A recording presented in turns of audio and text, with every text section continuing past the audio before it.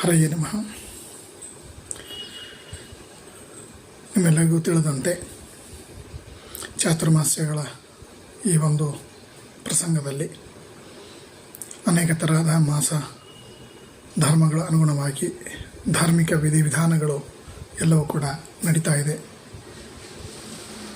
ಗೌರಿ ಹಬ್ಬ, ಗಣಪತಿ ಹಬ್ಬ, ನಾಗರ ಹಬ್ಬ, ಹೀಗೆ ಅನೇಕ ವ್ರತ ನಿಯಮಗಳು ನಡೀತಾ ಇದೆ. ಸಾಧಕರಿಗೆ ಇದೊಂದು ಯೋಗ್ಯವಾಗಿರತಕ್ಕಂತಹ ಕಾಲ, ಈ 4 ತಿಂಗಳುಗಳ ಕಾಲ. ಅದರಲ್ಲಿ ವಿಶೇಷವಾಗಿ ಹಯಗ್ರೀವ ಜಯಂತಿ, ನೂಲು ಹುಣ್ಣಿಮೆ, ಟೀಕಾರಾಯರ ಆರಾಧನೆ, ರಾಯರ ಆರಾಧನೆ, ಅನೇಕ ಯತಿಗಳ ಒಂದು ಆರಾಧನೆಗಳು ಬರ್ತಾ ಇದೆ. ಈ ಒಂದು ಪ್ರಸಂಗದಲ್ಲಿ ನಾವು ಅನೇಕ ವ್ರತ ನಿಯಮಗಳನ್ನು, ಆಚಾರ ವಿಚಾರಗಳನ್ನು ಮಾಡ್ತಾ ಇರ್ತೇವೆ. ಶಾಸ್ತ್ರ ಒಂದು ಮಾತನ್ನು ಹೇಳುತ್ತದೆ, ನಾವು ಮಾಡ್ತಕ್ಕಂತಹ ಆಚಾರ ವಿಚಾರಗಳನ್ನು ಸರಿಯಾದ ಒಂದು ಆಧ್ಯಾತ್ಮಿಕವಾದ ಚಿಂತನವನ್ನು ಇಟ್ಟುಕೊಂಡು ಭಗವಂತನ ಮಹಿಮೆಯನ್ನು ತಿಳಿದುಕೊಂಡು ನಾವು ಇವುಗಳನ್ನು ಆಚಾರ ವಿಚಾರಗಳನ್ನು ಮಾಡ್ತಾ ಇದ್ದರೆ ಹೆಚ್ಚಿನ ಫಲದಾಯಕ ಎಂಬುದಾಗಿ ಶಾಸ್ತ್ರ ಹೇಳುತ್ತದೆ. ಆ ಹಿನ್ನೆಲೆಯಲ್ಲಿ ರಾಯರ ಆರಾಧನೆ ಬರ್ತಾ ಇದೆ. ಅನೇಕ ತರಹದ ಪಂಡಿತರು ಬರ್ತಾರೆ. ಆ ಸಂದರ್ಭದಲ್ಲಿ ಸಂಗೀತ, ಉಪನ್ಯಾಸ, ಅನೇಕ ತರಹದ ಸೇವಾ ಕೈಂಕರ್ಯಗಳು ನಡೀತದೆ.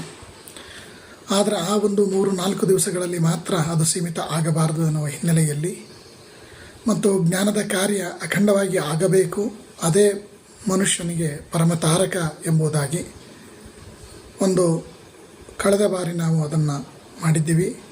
ಆ ಕ್ರಮದಲ್ಲಿ ಅನೇಕ ಜನ ಇದಕ್ಕೆ ಮೆಚ್ಚುಗೆಯನ್ನು ಪಟ್ಟಿದ್ದಾರೆ.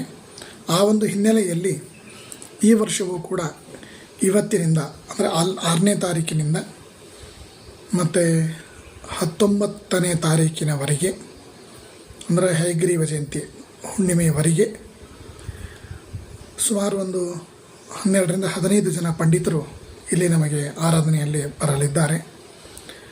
ಆ ಪಂಡಿತರು, ಎಲ್ಲ ಪಂಡಿತರಿಗೆ ಆ ಸಂದರ್ಭದಲ್ಲೇ ಉಪನ್ಯಾಸ ಹೇಳಲಿಕ್ಕೆ ಆಗೋದಿಲ್ಲ.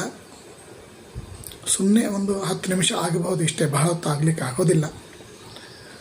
ಆದರೆ ರಾಯರ ಗ್ರಂಥಗಳ ಒಂದು ಚಿಂತನ, ಶಾಸ್ತ್ರಗಳ ಒಂದು ಪರಾಮರ್ಶ, ಭಗವಂತನ ಒಂದು ಮಹಿಮಾ ಜ್ಞಾನ, ರಾಯರ ಒಂದು ಕೊಟ್ಟ ಕೊಡುಗೆ ಸಮಾಜಕ್ಕೆ ಏನಿದೆ ಇತ್ಯಾದಿಯಾಗಿ ನಾವು ಸರಿಯಾದ ರೀತಿಯಲ್ಲಿ ತಿಳ್ಕೊಳ್ಬೇಕು ಅಂದರೆ ಅದಕ್ಕೊಂದು ಸಮಯಾವಕಾಶ ಬೇಕು.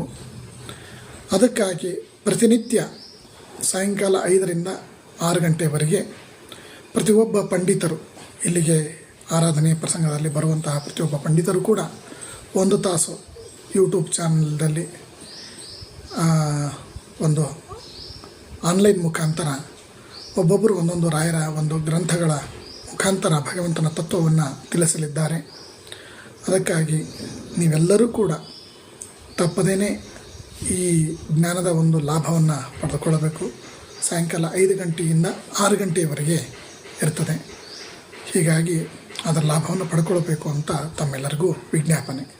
ಹರಯೇ ನಮಃ.